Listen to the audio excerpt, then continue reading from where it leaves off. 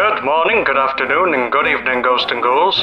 My name is Arbuckle, and welcome to the spookiest radio show around, bringing you the creepiest tales to keep you up at night. If you enjoy my show, give the bell a click to be notified when I go on air. Every other Sunday, we are live. Now for this evening, we have a very special guest joining us for tonight's show. Without further ado, let's welcome my friend Swamp Dweller. Hello, Fetch. Thank you for having me. It's wonderful to be here this evening. It's an honor having you here, friend. Now before we get into the show, please do tell us about yourself and what you do. My name is Swamp Dweller. I cover scary and anomalous things on the internet. Everything from the natural and the supernatural.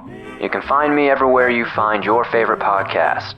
I love that. Now before we get further into the show, I must ask you something. Have you ever heard of the Trapper?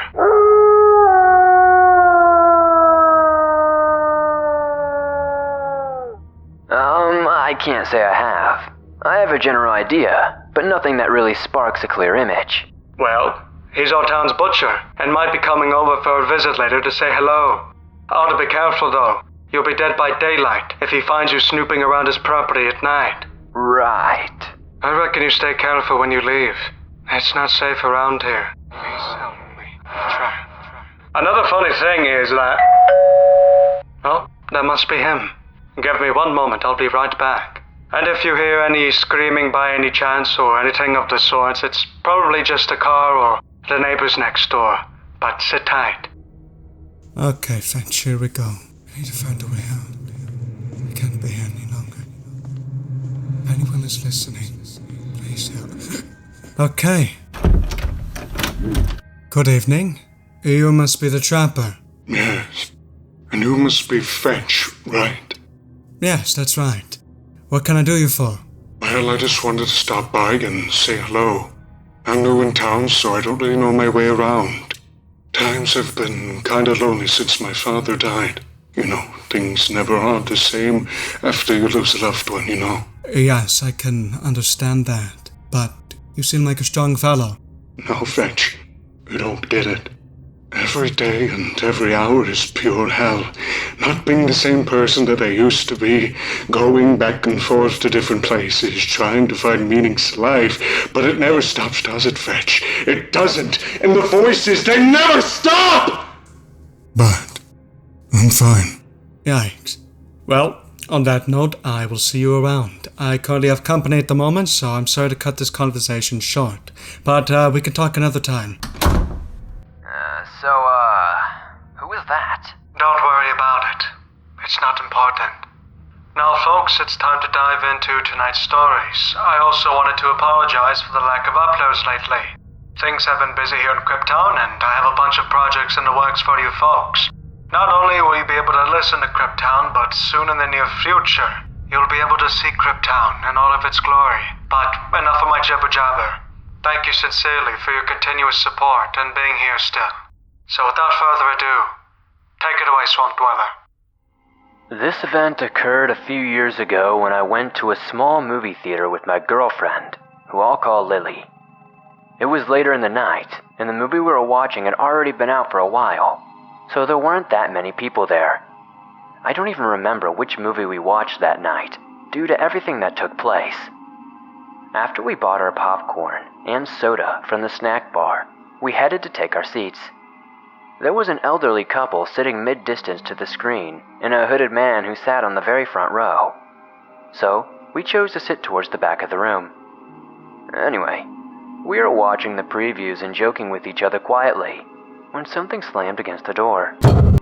Startled, we looked at the front to see the hooded man had taken his drink and chucked it as hard as he could against the ground. It made it splash onto the bottom of the movie screen. It was so random, and we wondered why he had done that, but he then sat perfectly still, as if nothing had ever happened. The elderly couple stood up and moved a few rows back to get further away from the man. Nothing else strange happened until 10 minutes into the movie, when the man started mumbling to himself, loud enough that we could hear it in the back. It was quite distracting, and the old man stood up and walked over to tell him to be quiet. We tried to pay attention to the movie, but were interested in seeing how everything would play out. As soon as the elderly man walked up to the hooded figure, we could hear the man growling as if he was some kind of animal. The old man kept trying to tell the man to shut up, but that only made this guy's growling get worse. So the old man walks back to his seat and was having none of it, so he and his wife left the movie theater. Now, after this happened, my girlfriend and I were wondering if there was something wrong with the guy. After the elderly couple had left, the hooded figure went back to mumbling, which was terribly annoying, when we were trying to just watch a movie. A few minutes later, Lily told me that she had to use the restroom and would be right back.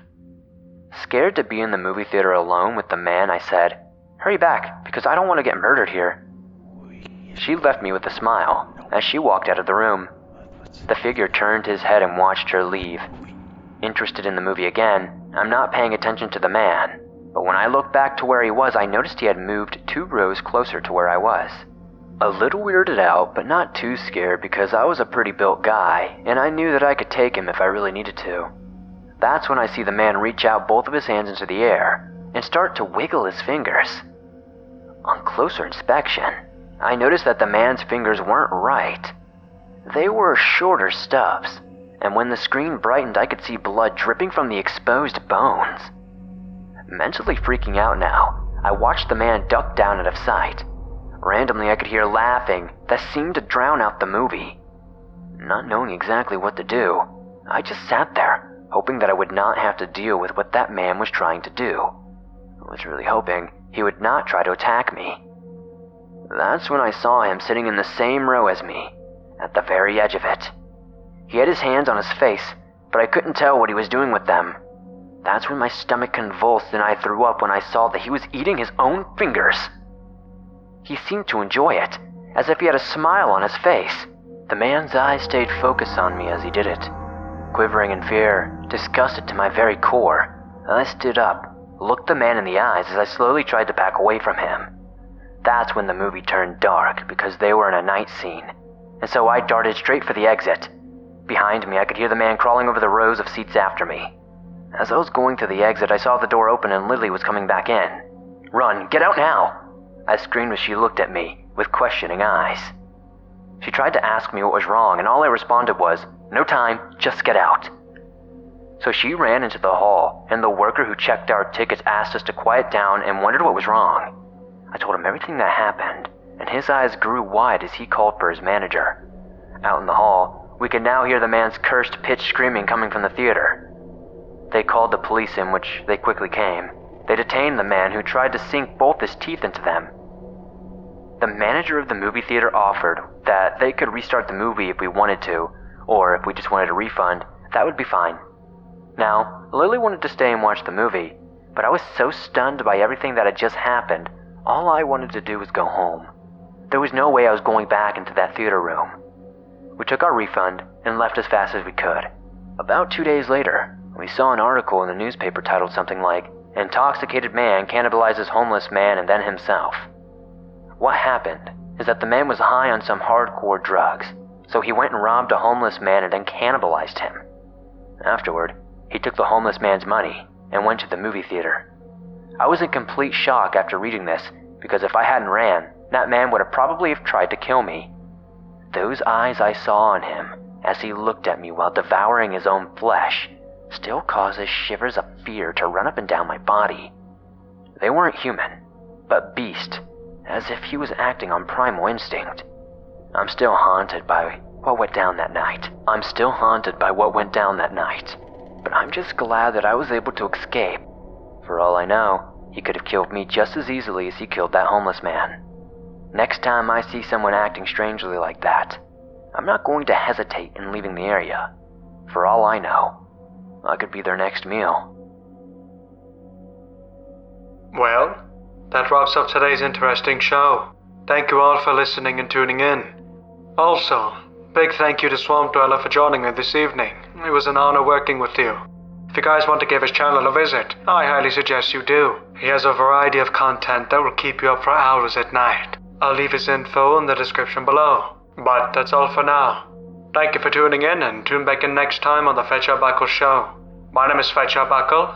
My name's Swamp Dweller. Signing off. If anyone is listening, please know and understand that everything in Krypton is not what it seems. Please keep an open mind, and know that he is not who he seems to be. Don't be deceived. Stay smart. Keep your mind open and bright. You'll be okay. At least I think so. I need help.